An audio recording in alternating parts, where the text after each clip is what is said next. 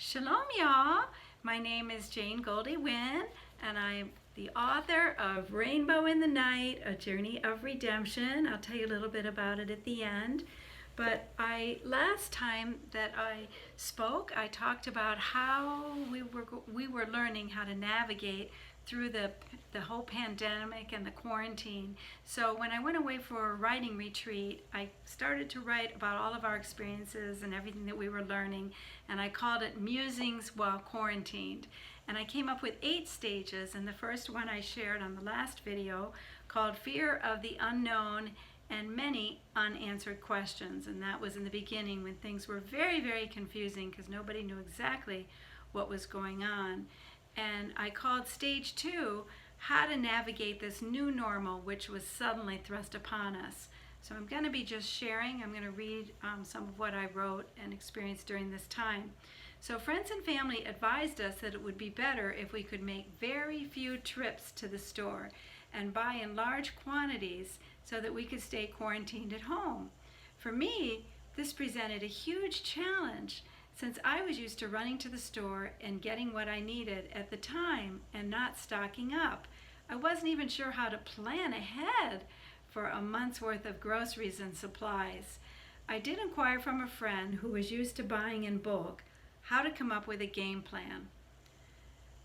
I had to think about meal planning for a month at a time and all the supplies and staples we would need to have on hand. I sat down and made an exhaustive list, and Dave and I decided we would come up with a team approach.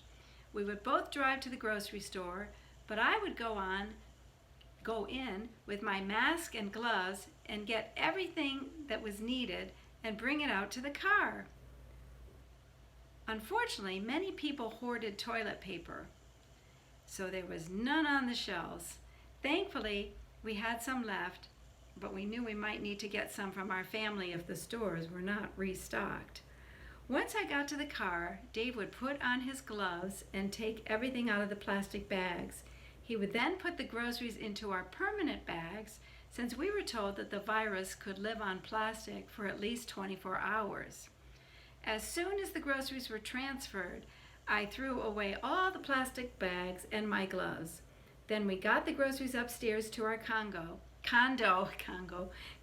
and we had an assembly line. At that time, we were told that every item needed to be sanitized before bringing it into the house. So Dave handed me every single item, and I would sanitize each one at a time and put it away. It was also quite a sticker shock for us when we went to the grocery store because our normal grocery bill usually ran us around $40 to $50 a week. This time it was close to $300. Yikes!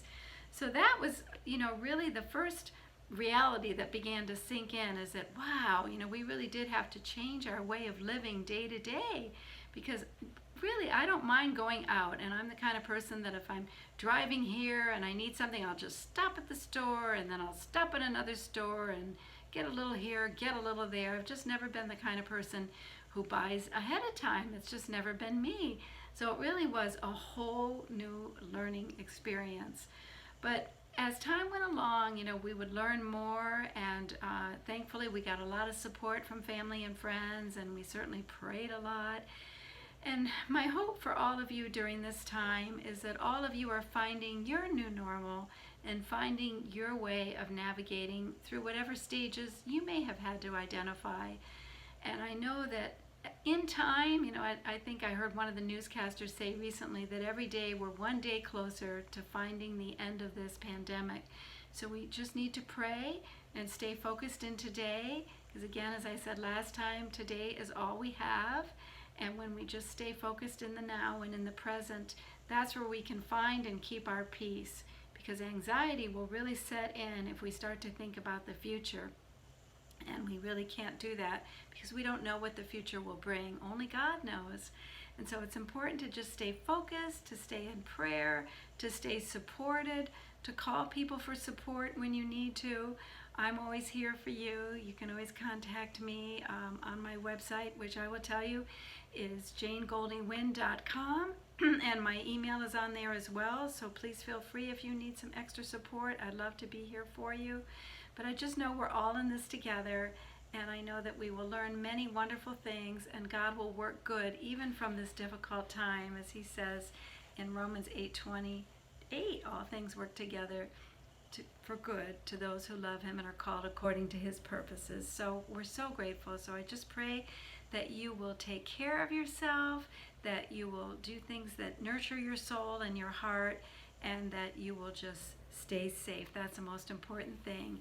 And again, Jane Goldie-Wynn, author of Rainbow in the Night, A Journey of Redemption, and to learn more about it, feel free to go to my website, janegoldiewynn.com. So I just hope that this will bring you some encouragement today and some peace. So now I'll say until next time, shalom, y'all.